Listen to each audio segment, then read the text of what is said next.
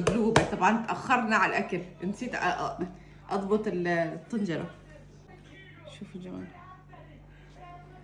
يا لا خلاص لازم تجربوا ساعتين عشان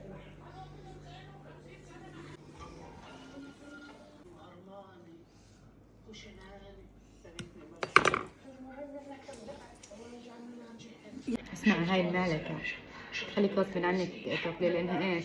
تزحلك الاكل. صعوبة انها تاكل، عشان هيك بعد السلطة. اسمع، كان بدها تنشف شوي، بس أنا شو صار معي؟ ما بدها لا بدور بس أساس كبس التشغيل وجلت الجلي، حطيتها قبل ما خلص الجلي بكون خلصت.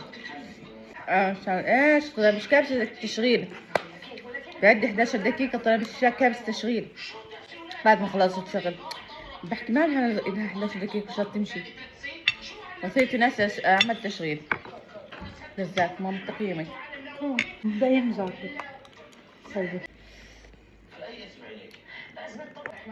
المهم يما، انت ما بتعرفيها قصة الطقاقة نورة؟